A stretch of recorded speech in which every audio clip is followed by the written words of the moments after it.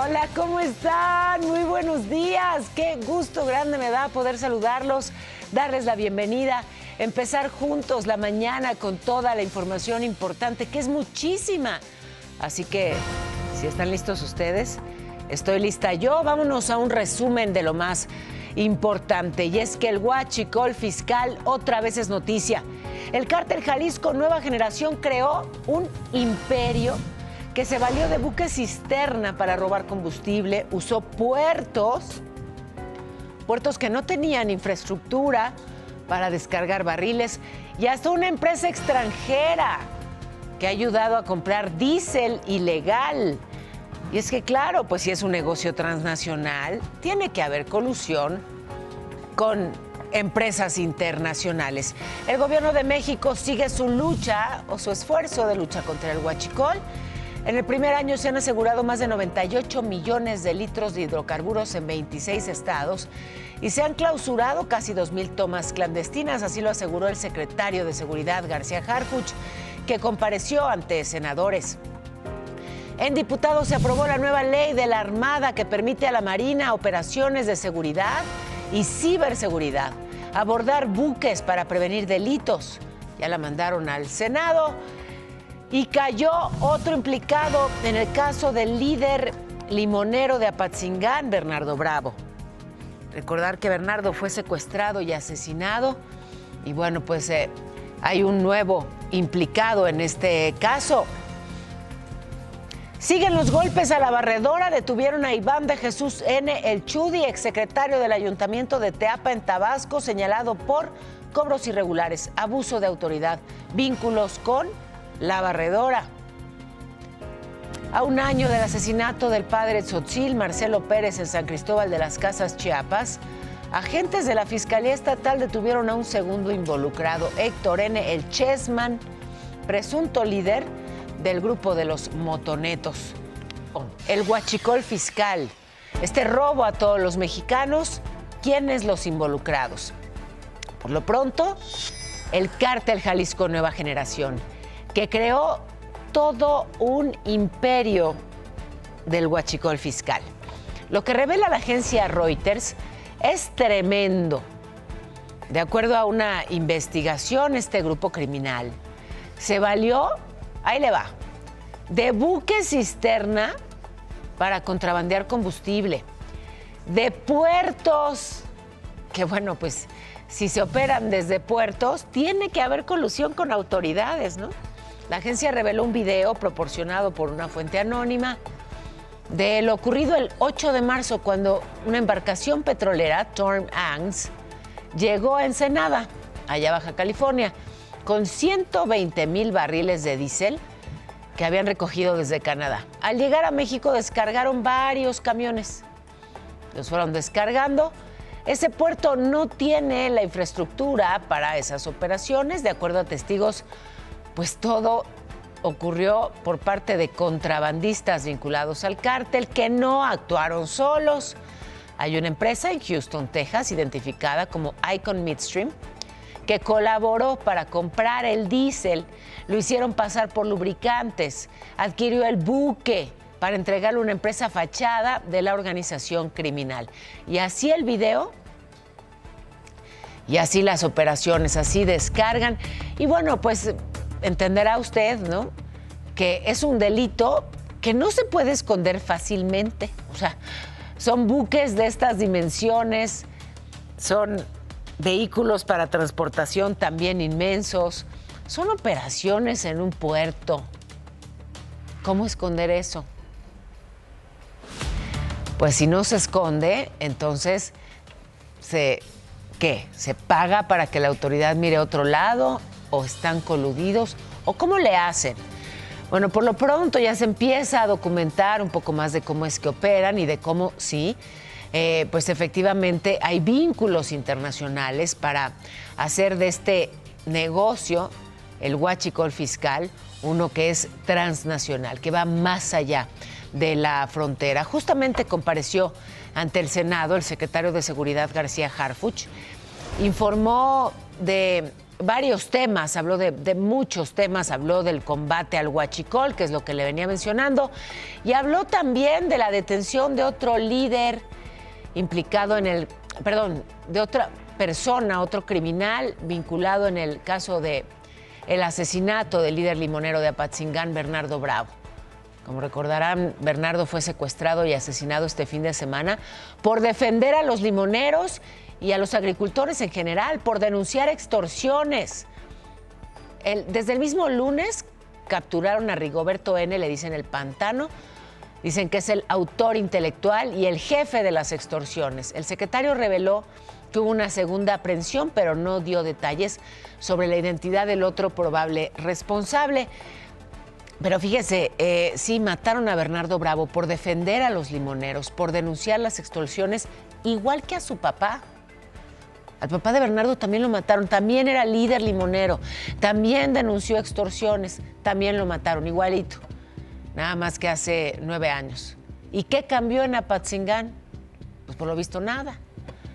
Justamente allá en Apatzingán, estudiantes y maestros pues protestaron contra la inseguridad, exigieron justicia por el asesinato de Bernardo Bravo. Todo esto en medio de la principal celebración de ese municipio, un desfile para conmemorar 211 años de la Constitución de Apatzingán, así que fue celebración y protesta al mismo tiempo.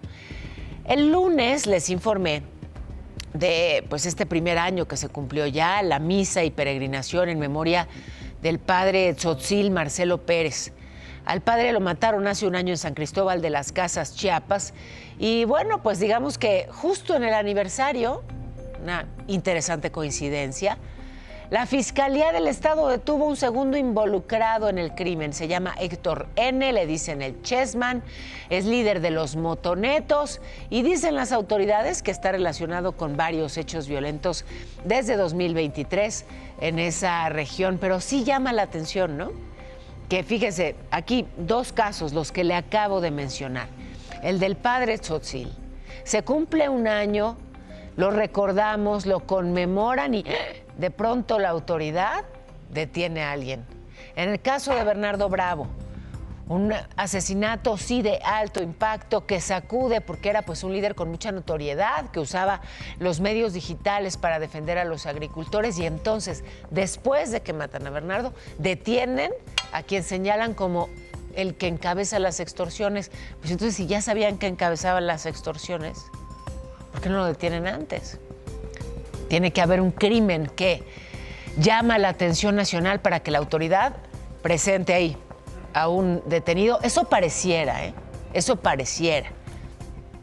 En Tabasco, otra detención importante relacionada con la barredora Iván de Jesús, le dicen el Chudi, fue funcionario. Ya no le extraña, porque ya sabemos que muchos funcionarios tabasqueños pues resulta que estaban vinculados a la barredora. Él era secretario del ayuntamiento de Teapa cuando gobernaba Alma Espadas. Lo señalan por cobros irregulares, abuso de autoridad y vínculos con el grupo delictivo encabezado por quien era el secretario de Seguridad, Hernán N. Bueno, también sentencias importantes. Un juez federal sentenció a 44 años de prisión a Marco Antonio García, el Cris, por delincuencia organizada y por matar a 3 agentes federales en abril del 2000. Lo señalan como, esto es terrible, le ofrezco de antemano una disculpa por los detalles de esta información. Este tipo es señalado como uno de los primeros pozoleros, o sea, estos criminales que pues disolvían en ácido a personas para deshacerse de los cuerpos y borrar toda evidencia, sobre todo integrantes del cártel de Sinaloa. Este hombre es hermano de Teodoro García, el Teo, jefe de sicarios del cártel de Tijuana, que apenas en junio recibió una condena de 20 años. En Estados Unidos, la defensa de Abigail González, el Queenie, pidió aplazar hasta enero la audiencia. Estaba prevista para mañana en Washington. Actualmente está ahí negociando un acuerdo de culpabilidad. El Queenie, que es cuñado de Nemesio Oseguera, el Mencho, líder del cártel Jalisco, acusado, pues ya sabe, de narcotráfico, crimen organizado, portar armas. El caso del abogado David Cohen, asesinado ahí en la ciudad judicial. Hay varias cosas. Ayer les informé que un juez ya imputó por homicidio y le dictó la prisión preventiva a Donovan N., uno de los presuntos implicados en el crimen. Un joven de 20 años que, pues sí, como era de esperarse, tiene acusaciones previas. Aquí vemos la secuencia de lo que ocurrió ese lunes.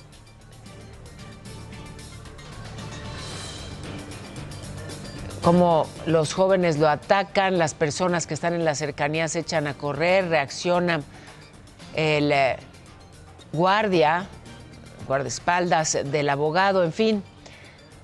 Pues uno de los jóvenes atacantes detenidos estaba ya acusado por cohecho, delitos contra la salud, portación de armas. Ayer fue vinculado. Recordar que pues él contó que lo contrataron.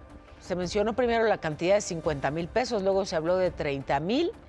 Lo contrataron para dispararle al abogado. Mañana se va a reanudar la audiencia para determinar si lo procesan por el asesinato justamente de David Cohen, que recordemos defendió a exdirectivos de la cooperativa Cruz Azul, precisamente en torno a esta cooperativa. A ver, el caso de defraudación fiscal por casi 3 millones de pesos en contra de su exdirector Víctor Garcés ya llegó a la Suprema Corte. Ayer justamente el Pleno aprobó revisar el amparo de Hacienda para impugnar la sentencia del tribunal que, pues apenas en enero resolvió que la denuncia contra Garcés, que está preso actualmente en el Reclusorio Norte, fue presentada fuera del plazo legal. Un caso que ha, pues sí, generado muchísima polémica, que tiene una gran notoriedad y que, bueno, pues a partir del asesinato de David Cohen, desde luego todavía más. Ayer despidieron a Tiffany Odette, de 16 años. Ella murió el martes, estuvo hospitalizada desde la explosión de la pipa ahí en la zona de la Concordia en Iztapalapa, así que lamentablemente son ya 32 las víctimas. Pero déjeme enlazarme rápidamente con mi compañera Kena Uribe. Nos tienes información de última hora. Kena, ¿qué pasa? ¿Qué nos reportas esta mañana? Hola.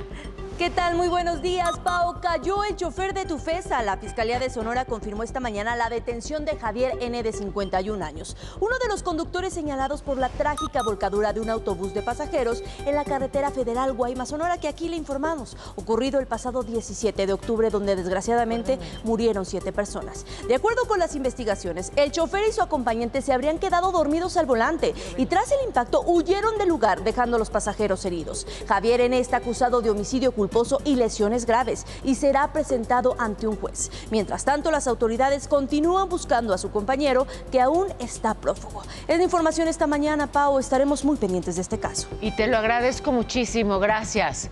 Gracias, Kena. El secretario de Seguridad, García Harfuch, estuvo ayer ante senadores. Dijo que la inseguridad, desde luego, no está resuelta, pero que hay avances importantes.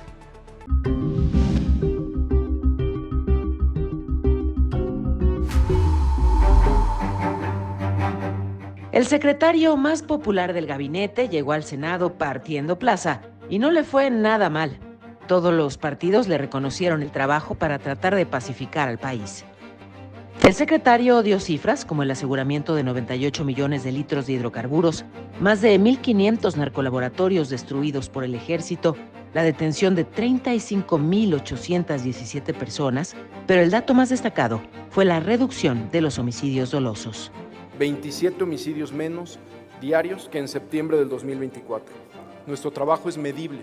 El que presentemos estas cifras no quiere decir que el tema de seguridad esté resuelto, pero sí es importante que la ciudadanía, que sepan la ciudadanía que estos avances se deben al esfuerzo de los integrantes del Gabinete Federal de Seguridad. Las críticas y preguntas de la oposición al secretario García Harfuch iniciaron con el asesinato del productor de limón Bernardo Bravo, como ejemplo de todo lo mal que se ha hecho para combatir al crimen organizado. Pero de inmediato el secretario tuvo una respuesta. Mencionar que hace unos momentos las autoridades del estado de Michoacán, en coordinación con el Gabinete de Seguridad, tuvieron otra detención ya de de este lamentable homicidio. Las operaciones del Gabinete de Seguridad con las autoridades de Michoacán se van a incrementar hasta detener a todos los responsables de este lamentable homicidio y de muchos otros que son en esta región. Y después, La Barredora, organización criminal de Tabasco de la que el senador Adán Augusto López, ahí sentado en su curul, no ha sido llamado a rendir cuentas. En el Senado, el PAN reconoce el viraje que ha tomado la política de seguridad. Hagamos que los mandos policiales y los secretarios de seguridad local deban pasar por controles de confianza. Nunca más un Bermúdez al frente de la seguridad de un estado. Se trabaja de manera coordinada entre la Secretaría de Energía, Hacienda, Pemex, Aduanas, Profeco, Seguridad y la Fiscalía para contar con precisión qué combustible se importa, qué combustible se produce y qué se vende. Este esfuerzo garantizará que no exista combustible fuera del registro oficial. Este es un trabajo encabezado por la propia presidenta Claudia Sheinbaum, quien instruyó la creación de un grupo interinstitucional para fortalecer los controles en todas las aduanas y puntos de ingreso al país. El secretario tuvo una comparecencia de propuestas, de invitaciones y de acuerdos. La paz de la nación es una responsabilidad del Estado y la vamos a cumplir.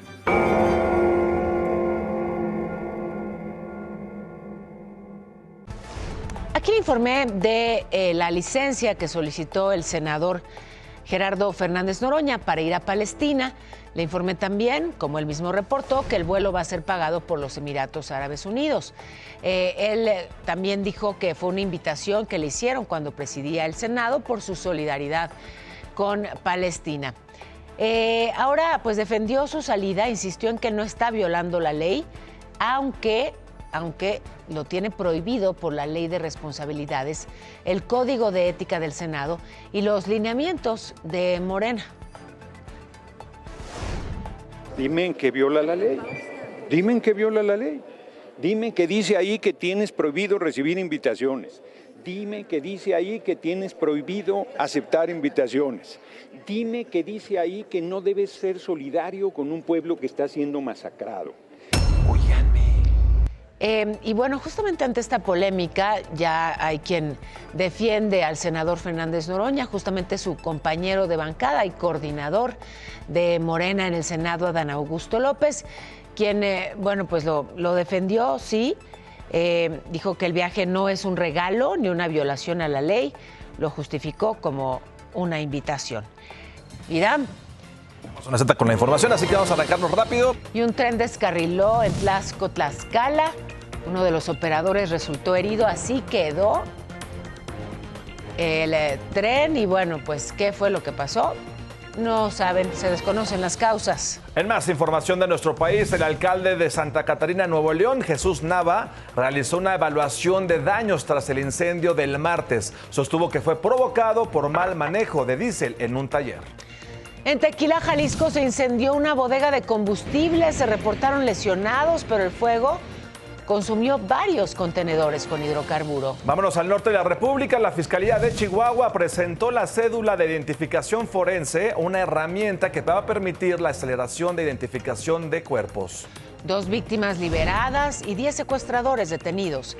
Fue el saldo de un enfrentamiento en Villa Allende, Estado de México. En información metropolitana, habitantes de Iztapalapa, aquí en la Ciudad de México, critican a la alcaldesa morenista Aleida Alavés. Esto por incumplir promesas de campaña. Hay colonias que siguen sufriendo por la falta de agua, inundaciones y acumulación de basura. Se cotiza en 18,40 la bolsa mexicana y era una ganancia de 0.88%. El nuevo Hospital Ángeles Andares se convirtió este miércoles en la sede que recibió a médicos, directivos, especialistas de todo el país que participan en el 11º Congreso Ángeles, uno de los encuentros pues, más importantes para este grupo hospitalario.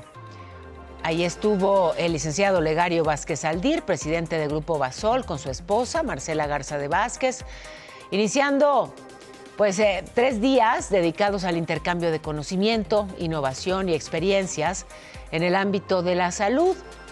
Evento que será además una oportunidad para conocer las modernas instalaciones de este Hospital Ángeles Andares, un espacio pues, que combina tecnología médica de vanguardia y un diseño pensado en el bienestar integral de los pacientes. A esta edición 2025 acudieron todos los directores de la red de instituciones médicas del Hospital Ángeles Health System. Este 11º Congreso reúne a más de 2.500 médicos, enfermeras, profesionales de la salud de los 27 hospitales para compartir y colaborar en torno a los temas que están definiendo el futuro de la medicina. Por ejemplo, cardiología de alta complejidad, inteligencia artificial aplicada, robótica quirúrgica, también terapias oncológicas de nueva generación, neurocirugía de precisión. Con el cóctel de bienvenida, Hospital Ángeles Health System celebra no solo una nueva edición del Congreso, también una nueva etapa en su historia. La próxima inauguración de uno de sus hospitales más avanzados y representativos. Y bueno, Jesús Ruiz López, director del Hospital Ángeles Health System, Carlos Martínez, director del Hospital Ángeles Andares, el doctor José Luis Pols, director del Ángeles del Pedregal, Carlos Andrei Diosdado, del Hospital Ángeles Lindavista, algunos de los asistentes a este congreso. Va a abrir sus puertas este Hospital Ángeles Andares el 5 de enero, de forma preoperativa. Tendrá ya algunas actividades desde diciembre. Son 113,000 metros cuadrados, 230 camas, 30 quirófanos de última generación y 475 consultorios médicos.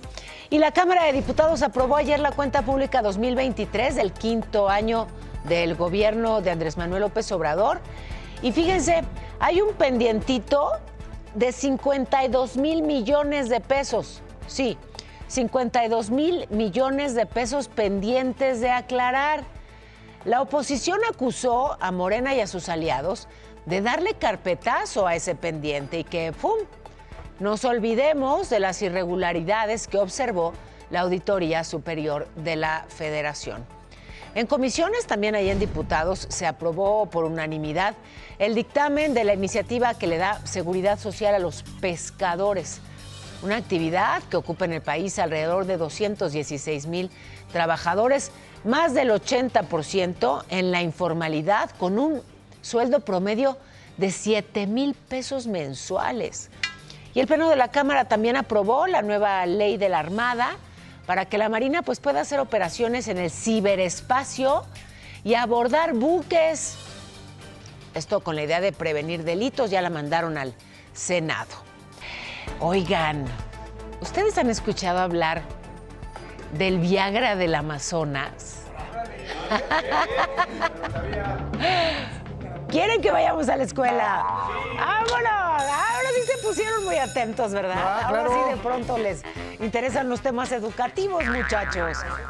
Bueno, ay, Pablo Rivas, qué bueno que me acompañan hoy. Bienvenidos a ambos para hablar de este regalito de la naturaleza. Caray. Sí. Tomo nota. Toma nota, sí, toma nota y toma un poquito de este molusco. Fíjense que lo consumen mucho justamente en esa zona de Brasil, en la Amazonia. Se llama turú. Ay, turú, que parece como una lombricita de tierra, pero fíjense, lo recolectan. Pues ahí está.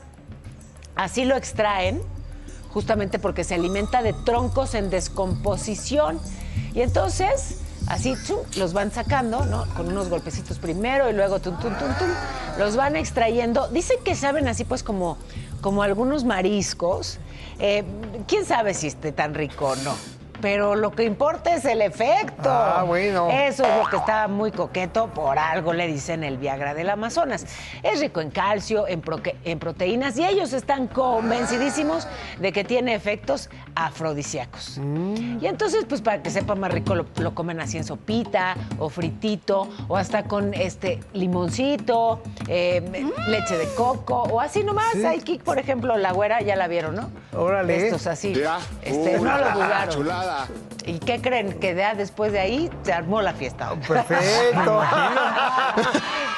¿Dónde lo compro? Se la pasaron bien contentos. El problema es que está muy lejos, corazón. Pero bueno, ya luego les cuento de algunas otras opciones equivalentes aquí nomás en el mercado de Sonora. ¿Sí? Porque sí, ya te vi que estás muy interesado. No te apures, compañero. Yo te ayudo. Fíjese que hay extorsiones por todas partes, eso ya lo sabemos. Que no se salva ningún sector, no importa el tamaño del negocio, eso ya lo sabemos. Pero que extorsionen a tablazos, honestamente a mí sí me sorprendió. Pero aquí está el video. Se ven presuntos extorsionadores de la Unión Tepito golpeando con una tabla a un comerciante del centro histórico de la Ciudad de México, pues para, ya sabe, exigirle dinero por el famoso derecho de piso. Y entonces hay dos que aparecen en el video que ya han sido identificados como el Paquito y el Beto, presuntos integrantes, insisto, de pues ese grupo criminal, la Unión Tepito.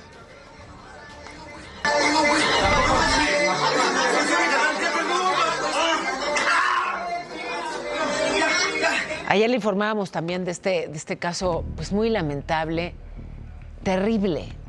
Y es que sí, la violencia pues está en las calles, la violencia está en los diferentes ámbitos y por lo tanto pues llega incluso a las escuelas, se mete hasta las aulas. Le compartía esto que ocurrió allá en Oaxaca, una maestra, Fabiola Ortiz, que fue asesinada presuntamente por uno de sus alumnos por una mala calificación. Pero esto es parte de lo que ha ocurrido justamente con la violencia en México, que ya no se queda afuera de las escuelas.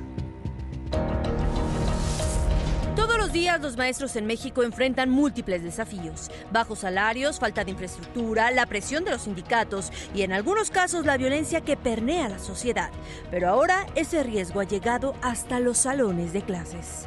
En Putla, Villa, Oaxaca, la maestra Fabiola Ortiz Medina fue asesinada a balazos por uno de sus alumnos. Según las primeras investigaciones, el ataque habría surgido por un desacuerdo relacionado con una calificación.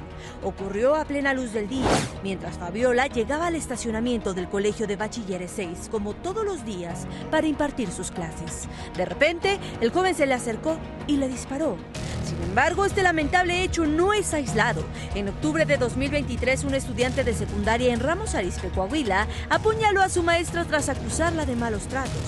En un video que se viralizó, se ve cómo el joven espera que la profesora se dé la vuelta para atacarla por la espalda. Otro caso ocurrió en Tlaxcala, con el profesor José Manuel López Juárez, quien fue asesinado a golpes por un estudiante el pasado 8 de julio. El joven, con ayuda de su madre, trasladó y abandonó el cuerpo en una barranca. Ambos ya fueron detenidos. Y apenas el 25 de julio en Hidalgo, un alumno y un maestro de la Universidad Politécnica de Tulancingo fueron suspendidos después de que un video mostrara cómo el estudiante agredía al profesor en el salón de clases, presuntamente por burlarse de él. ¡Vuelve a burlar de mí! ¡Vuélvete a burlar de mí, hijo de tu madre! ¡Vuélvete a burlar! ¡De mí no te vas a burlar! La violencia contra los docentes en México ya no es solo un problema estructural, es una amenaza directa a quienes día a día forman a las nuevas generaciones. Te informó Kena Uribe. Y entonces, pues sí, violencia en contra de profesores, violencia también entre compañeros, la hemos visto lamentablemente con algunos ejemplos terribles en las semanas recientes. Y aquí está un caso más, allá en San Luis Potosí, de una estudiante de la Universidad Autónoma del Estado que denunció que fue víctima de agresión sexual por parte de alumnos, así, en plural, alumnos de la Facultad de Derecho. Hay un detenido ya, Santiago N., que es uno de los agresores. La Fiscalía Estatal sigue buscando a otros dos, que, ojo, ya habían sido detenidas estas otras dos personas. Las liberaron porque la víctima no lograba recordar sus nombres, aunque usted no lo crea. La víctima se encontraba con 3 jóvenes hombres, 2 estudiantes de Derecho y uno externo, y ahí estuvieron conviviendo, en donde posteriormente los sujetos agreden de manera sexual a la víctima. El hecho fue reportado a las autoridades universitarias por una alumna que percibió la situación. Pero fíjense, 3 estudiantes agreden a esta joven Los detienen, pero como no se acordaba del nombre de 2 de ellos, los liberan. Y bueno, por eso la desesperación y por eso la molestia y por eso las protestas. Ahora, alumnos de la UNAM, de la FES Acatlán, que cerraron Periférico Norte en Naucalpan, exigen que se atiendan los protocolos de seguridad, piden diálogo directo con la directora Nora Goris, respuesta a su pliego petitorio y bueno, pues a ver cuál es el resultado del diálogo con las autoridades escolares. Pero me voy con mi compañero José Antonio García. ¿Dónde andas, José Antonio? ¿Y qué nos reportas? Ay, hola, buen día. Hola Pau, ¿cómo estás? Qué gusto saludarte aquí en el Zócalo de la Ciudad de México. Y es que ya iniciaron los trabajos para la instalación de la ofrenda monumental por el Día de Muertos, y este va a ser uno de los 6 puntos donde se instalarán estas mega ofrendas en el Zócalo de la Ciudad de México, Plaza de las Tres Culturas, el Deportivo Xochimilco, el Parque Tezosomoc, el Parque del Mestizaje y en la zona de Mixquiqui. Así es que bueno, pues ya en estos momentos vemos que se han delimitado zonas aquí dentro de la explanada y se están instalando estas figuras que van a tener más de 10 metros de altura. Así es que bueno, pues inician ya los trabajos y ya pues los preparativos, una semana de intensa actividad por el Día de Muertos aquí en la Ciudad de México. El reporte que tenemos, Pau, buen día. Muchísimas gracias, abracito para ti. Hasta luego. Hasta luego. Bueno, y las lluvias. Siguen las lluvias, siguen los daños. Mira esto que pasó en la comunidad de Rancho Viejo, allá en Tlalnehuayocan, Veracruz. Hay familias que viven pues con el miedo de que este socavón se lleve sus casas.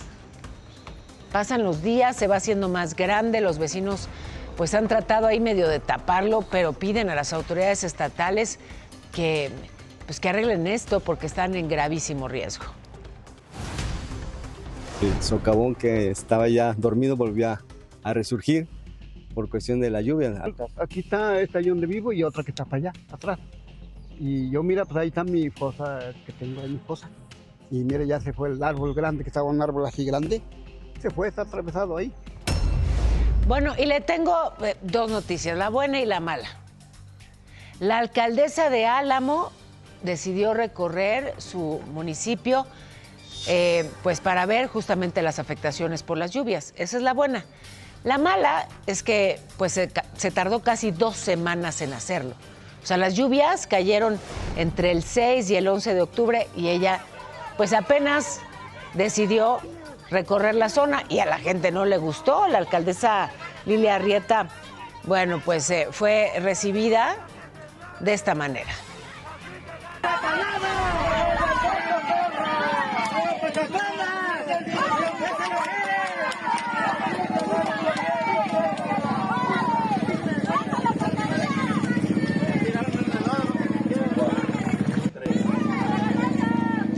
¿Ya para qué?, le gritaba la gente furiosa. Pero sigo en Veracruz, donde la reconstrucción de zonas afectadas, fíjense, podría tomar hasta 2 años. Es lo que reveló la gobernadora Nale. Dijo que 25 comunidades aún están aisladas. Sobre el fondo de reconstrucción, se espera contar con más de 1,000 millones de pesos para finales de diciembre. El tema no es de dinero, el tema es de trabajo, de limpieza, de reconstrucción y de atención. Así me lleve 1 año, 2 años, cuando mucho, en la reconstrucción de caminos junto con el gobierno federal, lo vamos a hacer. Bueno, y en Poza Rica ya familias empezaron a recibir los apoyos por las inundaciones, 20,000 pesos. La Secretaría del Bienestar pidió usarlos exclusivamente para rehabilitar y limpiar los hogares. Por otro lado, sigo en Veracruz, el derrame... perdón, tengo que escuchar a la secretaria del Bienestar. Para quienes tienen una pérdida media, 25,000 pesos, mayor de 40,000 pesos y pérdida total de 70,000 pesos. También los locales comerciales van a recibir un apoyo de 50,000 pesos cuando entreguemos este segundo paquete de apoyos. Y el derrame de hidrocarburos, por si algo le faltaba a Veracruz, afectó al río Pantepec. Empezó en Álamo, Temapache, ha dejado daños en Tuxpan, en la comunidad de Juana Moza. Contaminación que ha afectado a cosechas, ha matado animales. Los habitantes aseguran que las labores de limpieza pues no han llegado a muchas zonas. Pemex y la Marina dijeron que el derrame ya está controlado, que hay 1000 barreras contenedoras trabajando, pero bueno, pues la limpieza evidentemente avanza de manera muy, muy lenta. Y sí, el planeta ya está al límite. La ONU advirtió que el calentamiento global nos está rebasando. Me parece que los fenómenos meteorológicos lo dejan claro, son más elocuentes que nada. Ningún país está a salvo de incendios, de inundaciones, de tormentas, olas de calor, así que se pide al mundo entero que se movilicen fondos para tener un sistema mundial de vigilancia, sistemas de alerta temprana para proteger a la población. Bueno, pues ahí está, es parte de la realidad actual. Irán, que fíjate, justamente ahora que estuve en la Cumbre Mundial del Agua en Estocolmo, que se presentaron proyectos de todo el mundo y el que ganó fue uno de los alemanes, que justamente consiste en una alerta temprana, usar la tecnología, la inteligencia artificial para alertar de forma oportuna cuando hay una inundación que puede ser letal. Pues ojalá que pronto esta tecnología la ocupen aquí los gobiernos, porque ya sabemos lo que está pasando, ¿no? Y además no es ni tan complicada ni tan cara.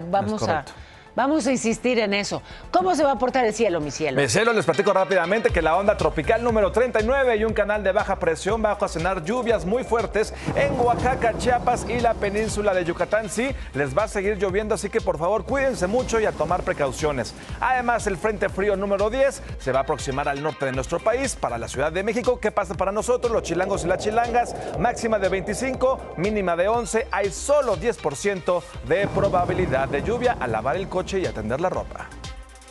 Ya es hora, vámonos juntos a un resumen de lo más importante, y es que sabemos que el cártel Jalisco Nueva Generación creó todo un imperio de huachicol fiscal y, según reveló la agencia Reuters, compró buques cisterna, usó puertos, descargó barriles y hasta operó con una empresa estadounidense que le permitió comprar diésel ilegal.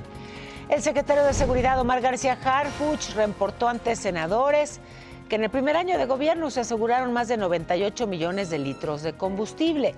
Se clausuraron casi 2,000 tomas clandestinas. Diputados aprobaron la nueva ley de la Armada de México que permite a la Marina operaciones de ciberseguridad y abordar buques para prevenir delitos. Cayó otro implicado en el asesinato del líder limonero de Apatzingán, Michoacán, Bernardo Bravo. Fue el propio secretario García Harfuch quien lo reveló, pero no dio más detalles. Y detuvieron a Iván de Jesús N., el Chudi, exsecretario del Ayuntamiento de Teapa, Tabasco, por cobros irregulares, abuso de autoridad y vínculos con la barredora. A un año, justamente a un año del asesinato del padre Tzotzil, Marcelo Pérez, en San Cristóbal de las Casas, agentes de la Fiscalía Estatal detuvieron a un segundo involucrado en el crimen, Héctor N., el Chessman, presunto líder de los motonetos. Aumentó la percepción de inseguridad en México, sí. Los mexicanos nos sentimos más inseguros. De acuerdo al INEGI, 63% dijo sentirse inseguro en su ciudad. Es un aumento de más de 7% con respecto al año pasado. Oye, ayer platicábamos, Irán, de la vacuna patria. Sí. Les informaba aquí que, bueno, pues esta vacuna mexicana, que se acuerdan, en la pandemia estábamos todos pues ávidos de contar con vacunas, se importaron, costaron muchísimo y bueno, pues empezó a trabajar en la vacuna mexicana, que finalmente estuvo lista, nada más que ya había acabado la pandemia. Unos añitos después. Sí, unos añitos después, pero como sea, no se va a desperdiciar, se va a aprovechar nada más que para otra enfermedad. Sí, es la vacuna patria.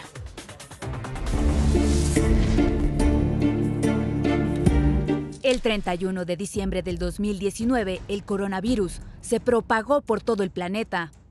Así inició el 2020. Se anunciaron contagios, cierres temporales y fallecidos. Como resultado, comenzó la carrera global para saber qué país haría una vacuna. En agosto del 2020, 8 meses después, Rusia fue el primer país en registrar su vacuna Sputnik. En diciembre, le siguió Estados Unidos con Pfizer. Luego salió la vacuna Moderna, también estadounidense. Pero China no se quedó atrás, sacó la vacuna Sinopharm y Reino Unido AstraZeneca. Y fue hasta febrero del 2021 cuando el entonces presidente Andrés Manuel López Obrador prometió que México tendría la vacuna patria. Lo demás es historia. En mayo del 2023 acabó la pandemia y la vacuna patria no figuró ni en la carrera global ni en el combate del virus. Y así concluyó el sexenio. Pero a 4 años y medio del COVID-19, la Secretaría de Salud reconoció que Patria apenas está tratando de pasar las pruebas necesarias ante el COFEPRIS. Sí, además, esta vacuna producida por el CONACYT, que estaba al mando de María Elena Álvarez Bulla, podría aplicarse para otros padecimientos, como la fiebre amarilla. Por cierto, Álvarez Bulla está en medio de la polémica porque la Auditoría Superior de la Federación interpuso una denuncia en su contra por presuntos malos manejos de recursos públicos en 2021, cuando fue directora del CONACYT. Ante esto, lanzó un comunicado en el que afirmó que se trata de un asedio mediático. Luego, se dio a conocer que olvidó poner en sus declaraciones de bienes el aumento en la construcción de la casa estudio de su hija. Todo esto envuelve a Patria, la vacuna mexicana en la que se ha invertido más de 1,000 millones de pesos, una promesa que llegó tarde, informó Mitzi Pulido. Ya velaron a Francisco Pineda, lo conocían artísticamente como Medio Metro. Recordar que pues lo encontraron muerto el 20 de octubre en su casa funeraria. Su mamá pidió respeto, dijo que otras personas adoptaron el apodo de su hijo y que se han aprovechado de la tragedia pues para hacerse virales. Imagínense, en medio de la tristeza y del dolor, les mandó este mensaje a quienes asesinaron a su hijo. Pero yo nomás pido justicia y lo que le hicieron a mi hijo los perdono.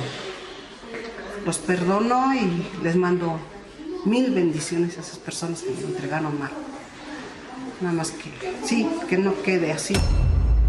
Y bueno, pues desde luego nuestras condolencias para ella y para toda la familia. En Ecatepec, Estado de México, un tipo incendió parcialmente una unidad del Mexibús, una unidad rosa del Mexibús. Empezó a discutir con el conductor y entonces le roció gasolina y la prendió. Por fortuna el chofer reaccionó rapidísimo y logró apagar el fuego antes de que pasara a mayores. Pero fíjese los alcances de este tipo que, furioso por un pleito, pues le prendió fuego a la unidad. La policía municipal detuvo al agresor, que ahora está acusado de daño en los bienes. Aquí vemos cómo le ayudaron a la policía, justamente, ¿no? Quienes estaban ahí cerca y fueron testigos de lo ocurrido, bueno, pues se encargaron de frenarlo en lo que llegaban las autoridades. Sí, Sajid se fue con un artesano que trabaja el barro y esto es lo que se encontró. En esta ocasión visitaremos a Yair en la tierra de los dioses. ¡Vámonos! Sí, nativo de Teotihuacán. ¿Quién te enseñó este oficio? Viene desde mi abuelo, pasando por mi padre que me lo inculca y ahora yo lo exploto al 100%. Y por supuesto tú tienes que heredar esto a tus hijos y luego a tus bisnietos. Se tiene que mantener el linaje y mantener viva la técnica. ¿Cómo se le llama? ¿Raspado de qué? No de anís, ¿eh? La técnica se denomina como esgrafiado en barro y consiste en tallar sobre barro crudo. ¿Y de tamaños cómo andas? Porque el tamaño importa, ¿no? Pues sí, ahora sí que de tamaño pues andamos bien, creo. Manejo proporciones desde miniaturas hasta formatos gigantes de piezas de 1 metro cuadrado. Y por lo que veo tú puedes estar practicando hasta en el baño, lo que sea, tú te llevas tu pieza y tan ¿va? Pues es la ventaja de este tipo de trabajo, que se puede estar dibujando sobre sea. Pues sí, literalmente en un baño. Oye, y Vicente grabó en la penca de un maguey su nombre, ¿tú no podrás grabar el mío aquí? Sí, si quieres, compa. Va, que va. Pues regresamos allá al estudio y chequen qué hermoso le quedó. Grabé en la penca de un maguey. Listo, señor Maleno. Aquí está. Unido al mío, entrelazado. Gracias, Maleno, gracias, Sajid. Y gracias al ritmo, gracias a la cumbia, gracias a Los Ángeles Azules. Fíjense que llevaron su ritmo nada menos que hasta la Cámara de Diputados. Se armó otra vez, sí, el bailongo, les hicieron un homenaje. A ver, estuvo el homenaje a la Sonora Santanera, aquí se los conté, por sus 70 años. Y el vicepresidente de la Cámara, Sergio Gutiérrez Luna, a ver, aclaró que no fue una fiesta, fue un evento cultural y que de hecho están preparando un evento similar con Los Ángeles Azules. Y pues ahí está. Y mire, ¿qué les digo? Yo, mientras hagan bien su trabajo, pues está bien que le pongan ritmo, ¿no? A los ratitos, digamos, entre iniciativas. Mientras hagan bien su trabajo, no nada más puro baile. Que luego nos toca a nosotros los ciudadanos bailar con la más fea. Sí. Que con el margen de error fue empate, pero bueno, ganó. Ganó mi triunfo. Felicidades. Ganó mi triunfo, sí. Un abrazo le doy. Prefiero que se lo quede. Felicidades, Airam, y gracias a todos por acompañarnos.